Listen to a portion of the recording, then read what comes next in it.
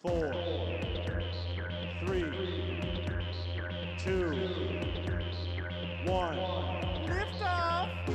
It's huddle time. Max, Joe, and Gage gonna blow your mind. It's huddle time. Brand new show on YouTube Live. Fired up and ready to go. We're talking volleyball on the Huddle Show. No script, it's all free flow. Max, Joe, and Gage on the Huddle Show. Come on. That's the end of the song. Welcome back here, ladies and gentlemen. It is March 24th here. Welcome to episode 4 of The Huddle. Thank you for tuning in. Thank you for listening to everything. Just like to welcome everyone again. And today here we have Max Rosenfeld joining us again. What's up, Max? How we doing? Just want to show you Doing some great, love. Gage. That was Appreciate 100% produced by Max. Max, how long did it take? That took, I don't know, probably about 15 minutes. Longer than I'd like to admit, but super fun to make. So, as you saw, Max was not joining us yesterday. That's because he had a legendary day on the golf course. How was that for Where you? he shot over 46. Yeah, 47 over par for me yesterday. Courses are still open. Rough round. That's actually pretty good for me, honestly. Wait, why are the courses still open? Isn't everything closed? Only essential stuff. So golf is essential for human life. Essential. Well, later in the show, about 15 minutes from now, Nicklin Hayes will be joining us. She'll be a guest caller. Again, we'd like to give a shout out to all the fans, a lot of support. If you haven't already, make sure you like and subscribe to our channel, and make sure you like the past videos and watch the past videos for a lot of support. We just want to say hello this morning, and let's get things started. In recent news, let's start with a few news articles. Since quarantine started, there hasn't been a lot. It's all been surrounding the coronavirus. And we don't want to talk about that every day. We want to kind of mix it up. We want to kind of make it sports related. So in recent news, as we talked about this earlier in the in the podcast yesterday, how the Olympic Committee or Canada had stopped sending or what was it? Canada had stopped sending, athletes? Canada said that they weren't going to send any athletes to the Olympics in Tokyo. Yeah, exactly. And later yesterday, it was announced that the IOC will be suspending the Olympics. And I saw this kind of as a domino effect. I mean, you see how this, as soon as one person, it was like when the NBA canceled or started suspending games or canceled their season, you saw all the other leagues cancel. This was only a matter of time. And Yep. I know that we saw this coming. So this doesn't really come as a surprise, but again, this is a bummer for the rest of the athletes. But in bigger news, not only was this announced by the IOC, but legendary IOC member Dick Pound. Great name. Let's talk about Dick Pound for a second here. He took over the. Sorry. Yeah, he took over the internet. I had no idea this guy ever existed until they announced it yesterday. And this was, in my opinion, a brilliant move by the Olympic Committee. They were like, let's give this guy a distraction when we give this news. And this would be way more somber news if it wasn't announced by legendary Canadian Dick Pound. Yeah. They're like, we need a distraction. We need them to keep their high hopes up. So they send Dick Pound out to answer this. Dick Pound and Benjamin Dover. Benjamin Dover. I mean, apparently this guy's been on the air. I mean, he's been on the IOC for a pretty long time, and I can't believe I've never heard of him. He couldn't just go by Richard too. Yeah, his full name is Richard Jackson. In quotations, Dick Pound.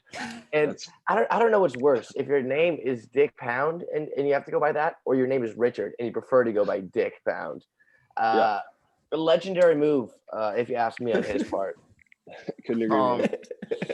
No, Max, Joe and I were talking yesterday. I didn't really have the insights. You have more knowledge about this, about the reason why a lot of the corporations not pulling out of the Olympics was because of the contract. Can you talk a little more about that for us? Yeah. So my understanding of the situation, being an expert on international affairs, no, just kidding. Totally kidding. I'm not an expert on this at all. But what I keep hearing on people saying, like on the internet and stuff, which is a flawless news source and always accurate, is that I think the actual Japanese government would take a financial blow if they were the ones that canceled like the actual Olympics. You know what I mean? Because they have all these sponsorships that they promised in general. So I think that they would actually have to pay like a huge tab if that, if it got canceled. So I think they're waiting for a ton of other teams to pull out, or a move like this from the IOC, it's International Olympic Committee, right? Yeah. Yes, International Olympic Committee. And like you were going off what you said, Max, I think, in these cases a lot, the host country will already contract out their venues to certain events or concerts for the following year. And so they could lose out on a lot of those contracts and a lot of money coming from whatever contracts they might have signed out at this time. And so I think the IOC stepping in helps a lot of different people, especially the Japanese government.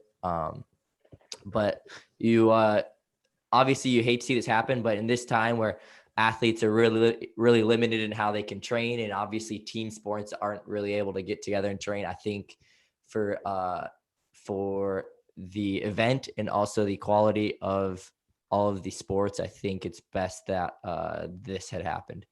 Yeah, for sure. And in reading that article, it said it will be suspended. For the plan is to suspend until 2021. So it's not going to be too long.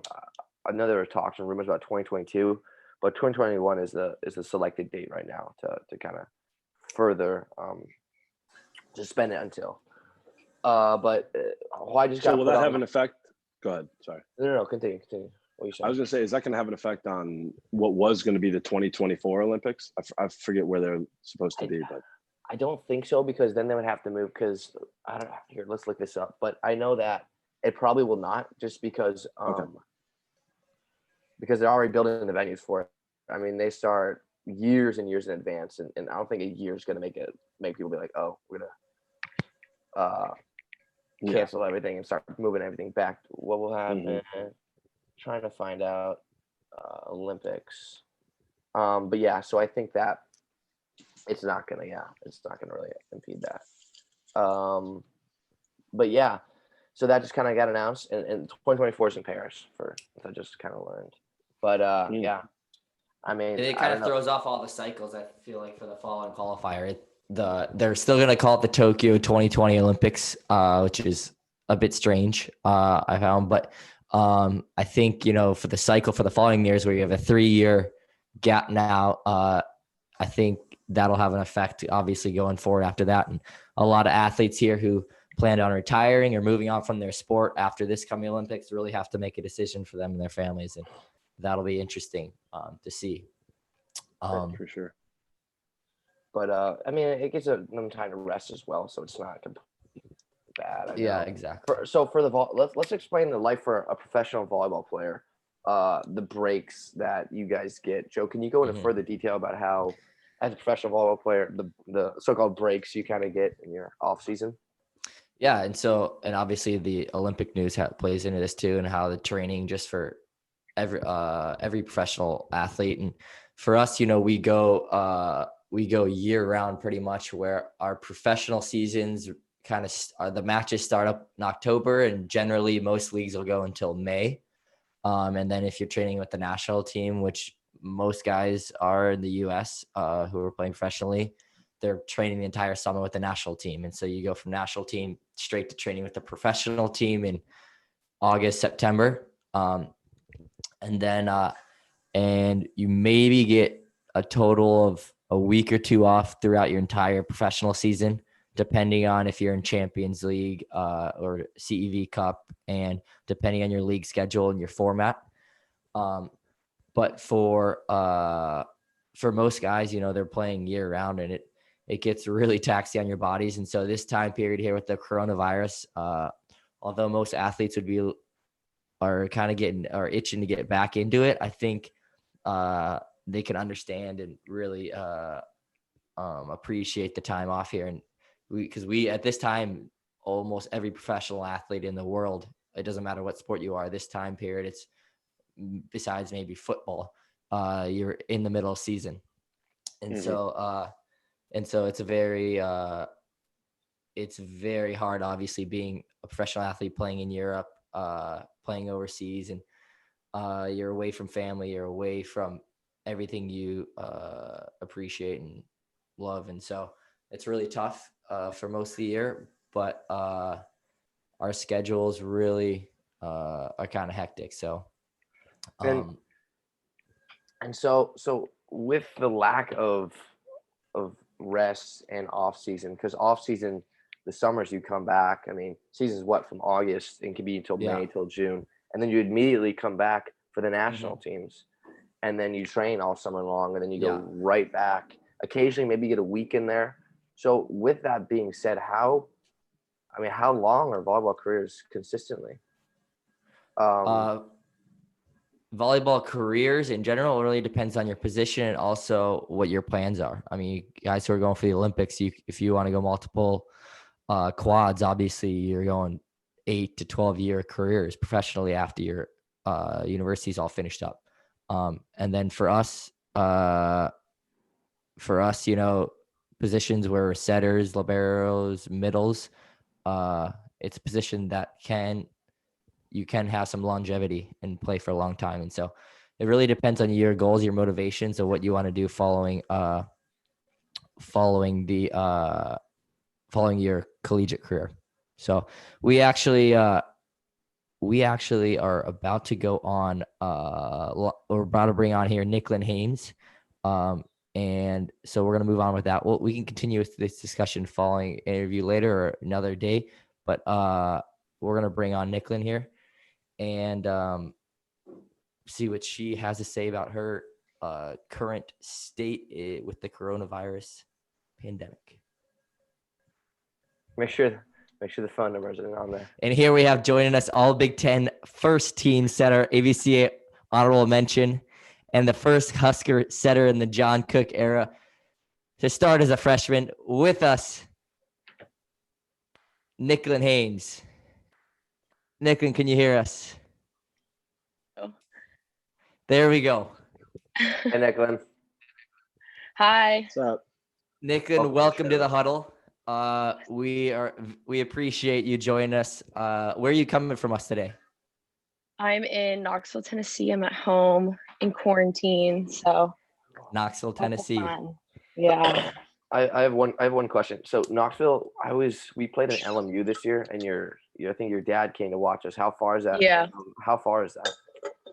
It's like probably like 45 minutes. It's pretty close. Okay. Yeah. I was just curious. Well, thank your dad for the support for coming out. But Oh yeah. Nicklin, for those who watched this season, we got a lot of questions on our Instagram. Actually, I think one thing that everybody noticed was the pink hair. Would you be able to explain to us what was behind the pink hair? I was just like, I'm gonna full send it and go for it. Because why not? Correct answer.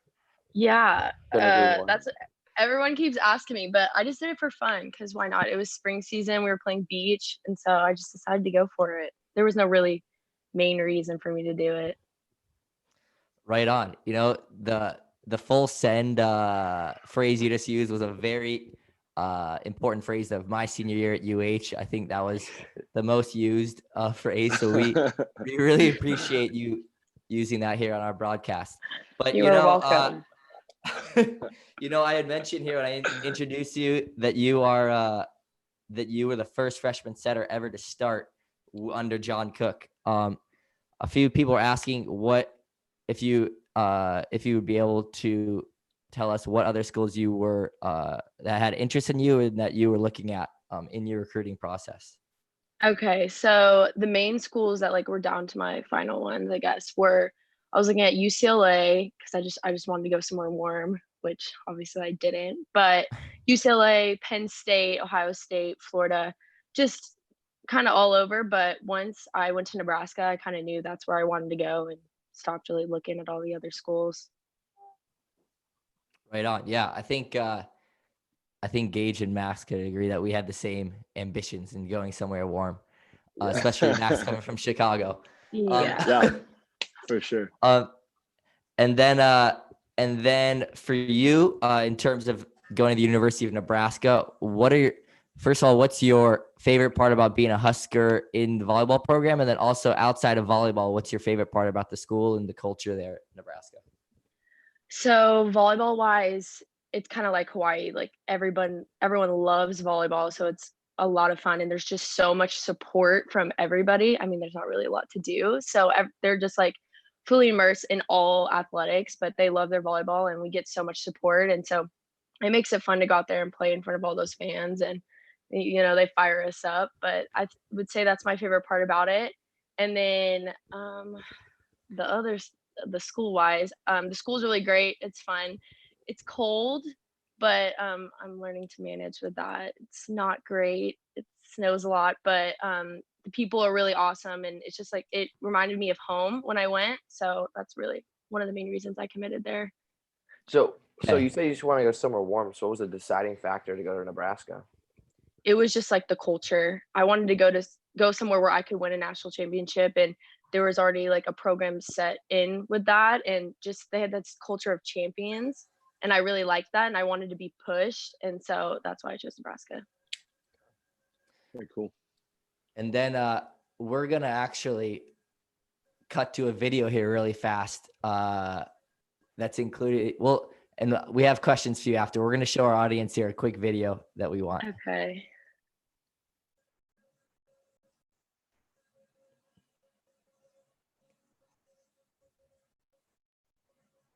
Regardless where that pass comes, she's getting her feet to the ball so much better. Well, and she knows the court. She knows the systems better. She doesn't have to think as much either. Well, that got him excited. And does she know how to celebrate too? But look at that block. I'm not Look sure at that. who's more Look excited. At that. And Capri's the one who made the big block.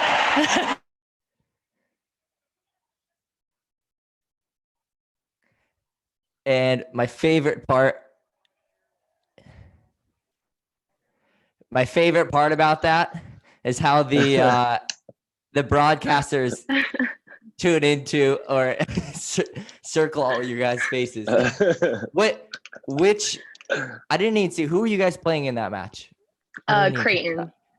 Creighton. So they're our was rival. that from this past year? Was that from this past year? That was like our second game of the season. Oh wow. What did Coach Jalen Ray say? Did he ever bring that up to you after this match? I mean, he always does. He's always super fired up. Probably if you could see him in the background, he would be like running down the bench. We have multiple videos of him just like fist pumping and like sprinting down the bench. So he was probably doing that, but he brings the same energy, so he loved it.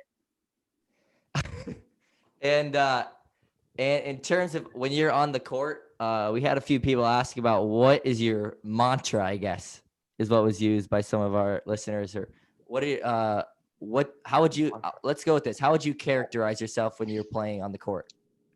I'm just super competitive and energetic, and I get really excited. I get hyped up because I love just, cheering on my teammates, and I'm super competitive. So I just have a lot of fire, I would say.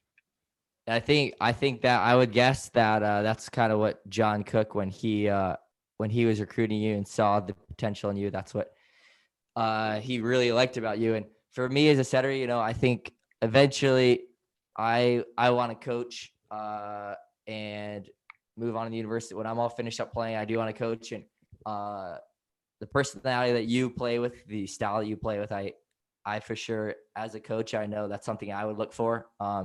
And always, I think, we play the same position here. And so I definitely admire that part about your play. And I think it's awesome that you have been given this opportunity and this chance. And, you guys are supposed to be out in Hawaii about this time of the year though. Yeah. Yeah. We should have been there this past week. Yeah. Hey, I have a question for Nicklin. So you say, would you consider yourself the emotional leader on your team? Yeah, me and Lauren Stivrins, the other girl in the video.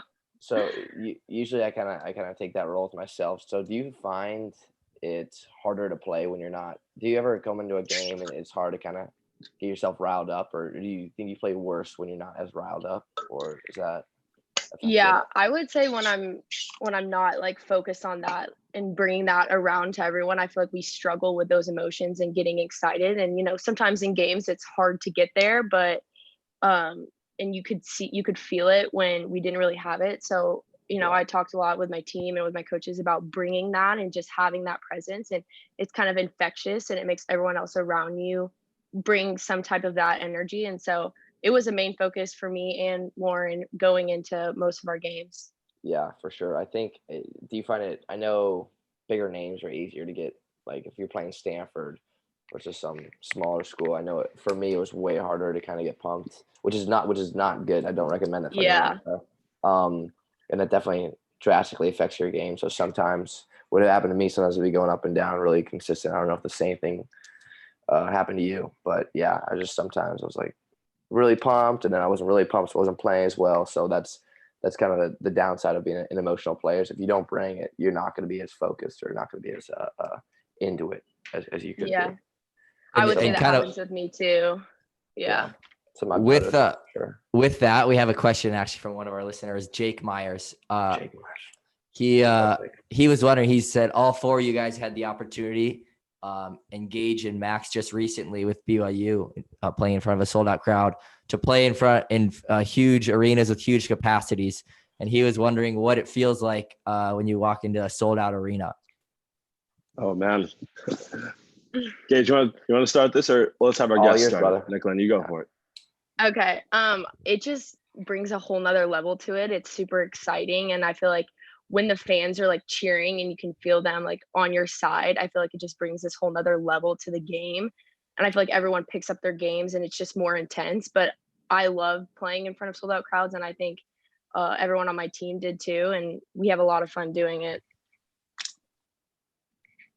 All yours, I think me and Gage would have to agree with you with that. Yeah.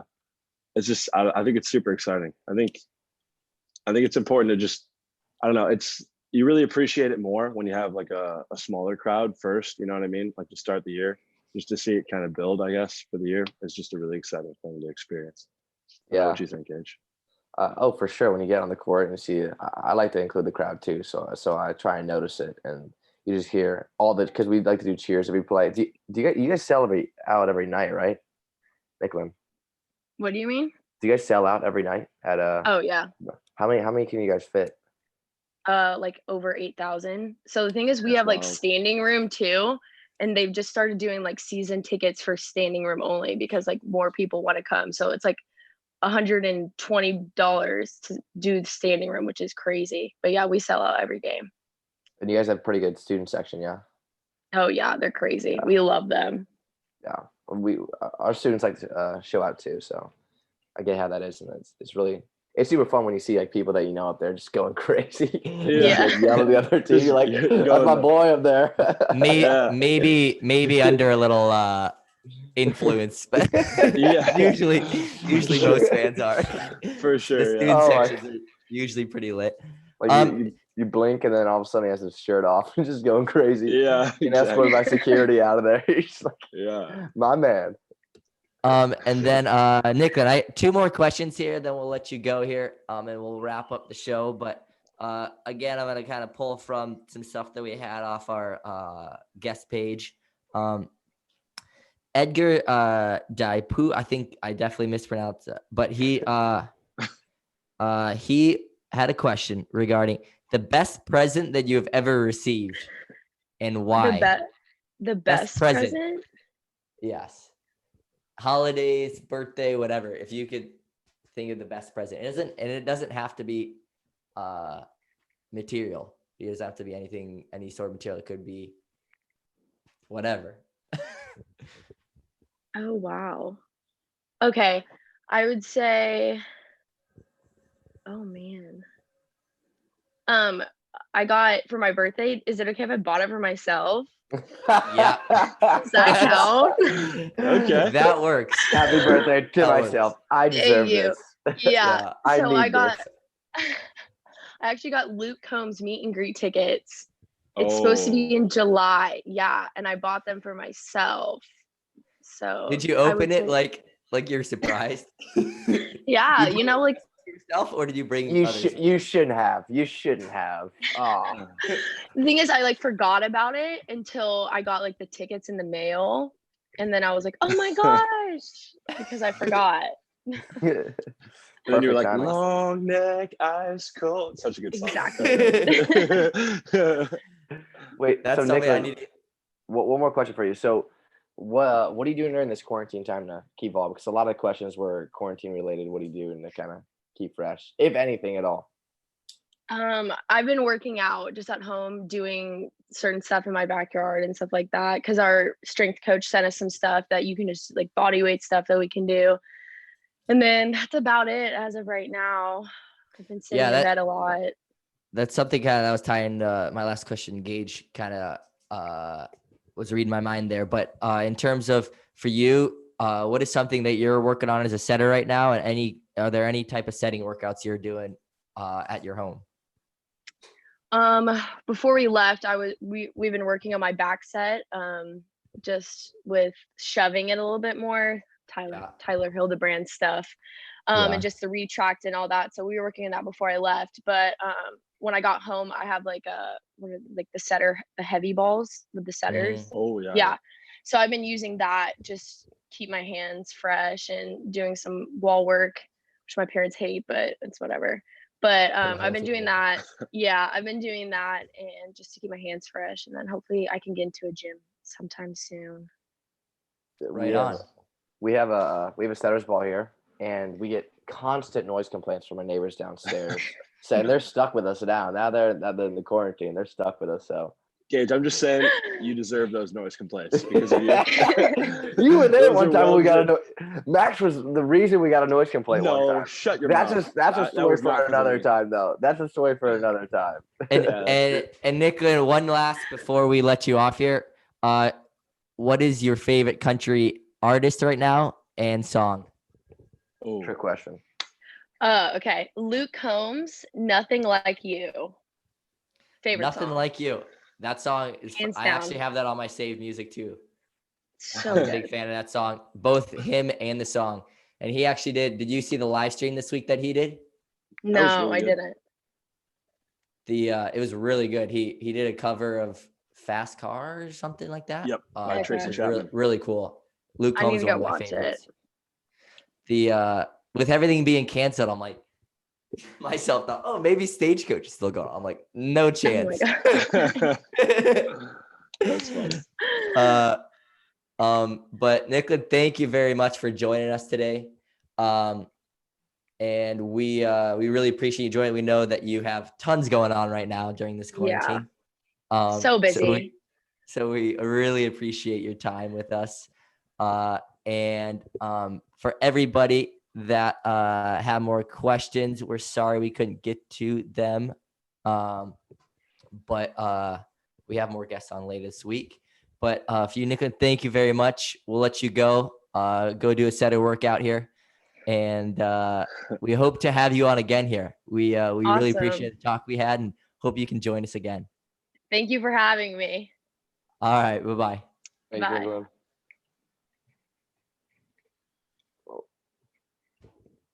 And there we are, the three of us again. The huddle.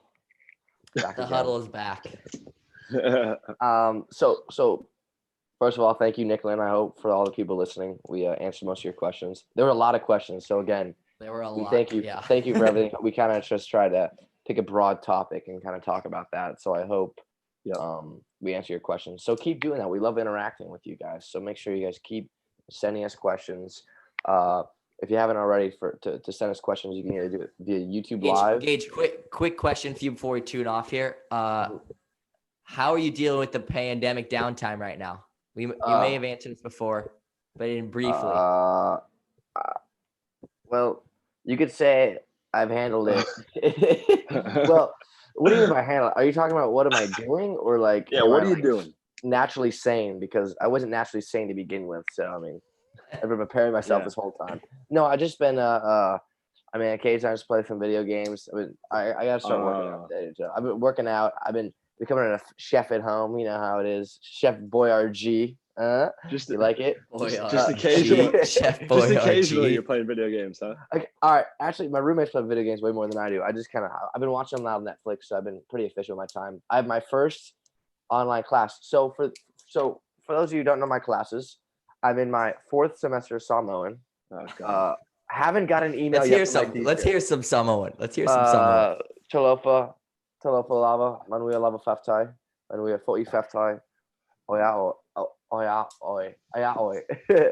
Basically, hey, how you doing? I'm doing good. What about you? Bam. Nice. That was There you better than go. I thought I was gonna hear. That was way better than I thought You know. I was gonna hear.